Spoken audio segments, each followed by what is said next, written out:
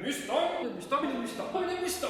1970. C'est après 1969 et avant 1971. Ce qui nous change beaucoup des Mustangs de 1978. Parce qu'elles n'ont rien à voir. Rien. C'est pas le même avant, c'est pas le même arrière, c'est pas le même dedans, c'est pas le même dessus, c'est pas le même dessous, c'est pas le même dedans. Donc, rien. Et je l'aime beaucoup. J'étais pas convaincu par les Mustangs d'après 69, mais celle-là me plaît beaucoup. Déjà, quand tu conduis, t'as l'impression d'être Mad Max, avec ce magnifique four à pizza noir mat. En plus, celle-là, elle est un peu particulière parce qu'elle a été un peu bricolée. Déjà, savez-vous pourquoi on les appelle des Mustangs? Et ben moi non plus. J'en sais rien. J'en sais rien du tout. Parce qu'il y a deux versions. Laquelle est la bonne? Est-ce qu'une des deux est bonne? Première version. Un des mecs de l'équipe de conception était fanat de chevaux. Ça tombe bien, il y en a plein dedans. Et avait un ranch. Pendant qu'ils cherchaient le nom, ils hésitaient entre deux. Visiblement entre Cougar et Torino.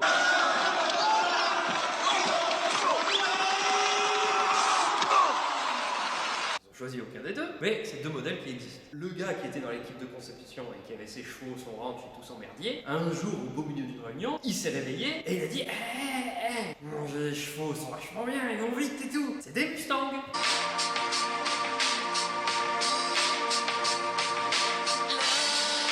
Donc voilà la première hypothèse. Deuxième hypothèse, il y a un gars dans l'équipe de conception qui, lui, aimait les avions. Le P-51 Mustang aurait servi d'inspiration pour le nom de la Mustang. Donc elle aurait pu s'appeler P-51 ou juste avion. Donc nous avons une Mustang. Maintenant l'année. Qu'est-ce qu'on en a à foutre? À partir du moment où c'est vieux, de toute façon, j'adhère. Maintenant, nous allons rentrer dans le spécifique de cette Mustang-là. À la base, nous avions une voiture jaune, jusque-là pas trop de changement, avec un 6 cylindres. Nous allons vérifier si le 6 cylindres est toujours là. Oh, quelle surprise! Il n'est pas là. Donc nous avons une voiture qui a été modifiée pour faire des 400 mètres. Chez nos amis de l'oncle Sam. Coucou! Ils ont pris le 6 cylindres. Poubelle. Ils ont pris un 351 Windsor. Dedans. Ils sont allés faire un petit tour. Ils ont fait le tour du pâté de maison, ils sont revenus à la maison, ils ont dit c'est pas assez. Ils ont pris le moteur 351, ils l'ont sorti, ils ont grossi des trous dedans, ils l'ont refoutu dedans. Donc maintenant on a un 408 Windsor. 408 c'est plus gros que 351, donc c'est bon. Ils sont retournés l'essayer. Ils ont dit c'est un peu pépère. Ils ont pris la boîte, ils l'ont sorti par en dessous. Ils ont pris une autre boîte et ils l'ont refoutu en dessous. Mais celle-là ils l'ont préparée. Donc ça veut dire que quand tu vas faire un tour avec ça, ce truc démoniaque là, au lieu que ça fasse comme une boîte auto classique que tu vois passer dans la rue, et bah là nous avons plutôt un... Ça c'est vachement bien. Ensuite, donc une fois qu'ils ont un gros moteur méchant, une boîte qui gueule, ils vont pas s'arrêter là, c'est con.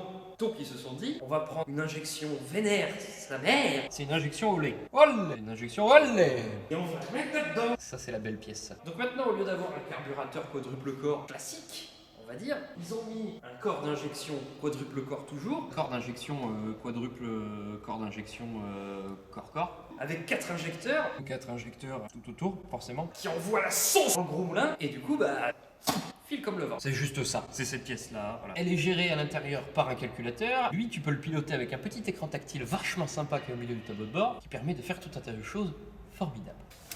Alors, tu vois quand tu mets le contact, ça allume ça là. C'est le panneau de contrôle du OI. C'est-à-dire qu'à partir de là, je peux voir tout ce qui se passe en temps réel. Et ici, je peux faire tout ce que je veux. C'est-à-dire que même si je veux en roulant, je peux bidouiller la carto pour rouler différemment. Ah, c'est cool ça, hein? Sur une bagnole de 70. Pour moi, c'est un sacrilège. Mais de temps en temps, un petit gadget, ça peut être marrant. C'est pas mal du tout, hein. Le moteur, c'est bon. Maintenant qu'on a vu que c'était axé en puissance, on va parler des équipements. Ce modèle-là, celle-là précisément, niveau équipement, on est là. Rien, nada, niet. Direction assistée, non. Assistance au freinage, non. Non. Même pas de lave-glace. Que dalle. On a 400 mètres à faire quand il fait beau. Donc, on s'en fout, c'est tout droit. Et puis après, une fois qu'on a fait les 400 mètres, l'important c'est les 400 mètres. Donc freiner. Alors le problème, c'est que moi on me l'a amené parce qu'on a envie de s'en servir tous les jours. Le truc est un peu agressif pour s'en servir tous les jours. Donc le plan, ça va être d'installer une direction assistée. Il faut que je prenne la colonne comme ça. Ça dégage, et après il faut que j'installe tout le merdier qui va aller en dessous là. Mais pas une direction assistée classique, on va mettre une direction assistée électrique. Donc un truc, tu découpes la colonne, tu jettes ton moteur au milieu, tu ressoutes tout le merdier, et puis après tu peux choisir à quel point tu es assisté. C'est-à-dire que même Schumacher, dans son état actuel, il pourra faire un tour en Mustang. Ça fait longtemps qu'il s'est pris son arme quand même, on peut commencer à en rigoler, non? Ensuite, on va rajouter un master vac. Petit souci ici, cette histoire de frein là. Ici, nous avons le mètre-cylindre de frein. Quand tu appuies sur la pédale, tu pousses une tige qui pousse du liquide, qui envoie le liquide dans les étriers ou les tambours aux 4 roues, et ça freine. Normalement, derrière, on a une grosse gamelle qui s'appelle le master vac, et qui du coup t'octroie une assistance au freinage. C'est-à-dire que au lieu de te mettre debout sur la pédale, littéralement, pour espérer la ralentir, grâce au master vac, t'as juste à appuyer un tout petit peu, et hop, ça freine tout de suite très bien. Le problème, c'est que ça avance bien, mais ça freine pas. Donc t'es vite dans des situations de stress, tu vois. Donc, le problème que je vais avoir, c'est que mon master vac, il va contre la cloison pare-feu qui est au fond là-bas, et du coup, mon mètre-cylindre, il va se ravancer vers ici. Le problème, c'est que là, j'ai mon régulateur de pression d'essence qui va avec mon injection. Oh ouais, il va falloir que je délocalise tout le monde.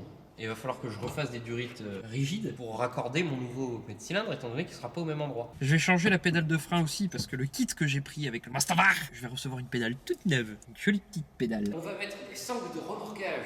Il a bien insisté là-dessus.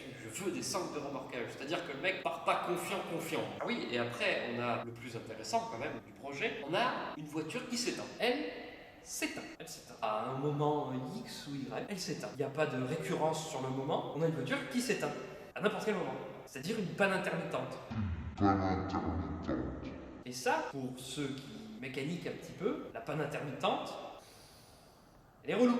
Pour les autres, quand ça démarre pas du tout, c'est plus facile de trouver le problème. Parce qu'il n'y a pas des milliards de trucs pour pas que ça démarre. Donc on arrive à trouver facilement. Mais la panne intermittente, ça veut dire que tout va bien et qu'à un moment, ça s'arrête. Il y a un truc dans tous les points qui nous intéressent qui dit niet. Il va falloir trouver ce que c'est. Pas beau ces sièges de Z4? Non, hein? Je suis d'accord. Un jour, peut-être, on changera ces sièges. J'espère. Nous avons un tout petit volant en bois qui glisse. Comme ça, sans direction assistée, c'est encore plus pratique. Alors, pour mettre le contact, il vous faut 3 clés. Pour la démarrer, nous avons la clé chromée. Mais attention, un Eman peut en cacher un autre. La clé, il faut la mettre là. Celui-là, il sert à rien du tout, celui-là. C'est là-bas. C'est là qu'on démarre. J'arrête pas de me faire avoir par ce truc. Donc le premier mec qui veut voler la voiture, il va commencer à dégommer la colonne de direction pour atteindre les fils. Il va faire toucher 2 fils en se disant c'est bon, c'est cela, elle démarre. Sauf qu'il sera loin du compte. Parce que le Neyman, il est loin, il est pas là. Dans ta tête, le voleur. Qu'est-ce que vous pensez de cette 4K finalement? Est-ce que ça change vraiment quelque chose d'être à l'horizontale et tout, comme Kinvey?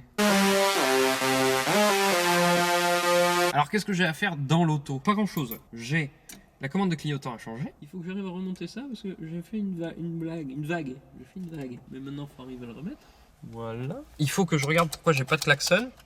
Il y en a un des deux qui est cramé déjà, et puis après j'ai pas de plus, donc il faut que je regarde ce qui s'est passé, pourquoi j'ai pas de plus. Alors le plus, c'est le côté positif de la batterie, c'est-à-dire que t'as un côté de la batterie qui est toujours enjoué et qui est prêt à faire plein de trucs, et après t'as le côté négatif de la batterie, ça c'est plutôt le ronchon de la batterie. C'est plutôt, si j'étais un pôle de batterie, je serais pôle négatif, et après il y a les pôles positifs. Par exemple quand tu dis je vais faire caca chez Paul, bon bah le pôle négatif est pas d'accord, le pôle positif voit pas le problème. Voilà. Donc le pôle positif c'est plutôt un pôle qui se fait exploiter, ce serait un peu l'entreprise des pôles. Bah, ça serait une boulangerie par exemple. Une boulangerie qu'on nommerait pôle et ça serait une entreprise. Bah voilà, le pôle positif de la batterie, c'est la boulangerie.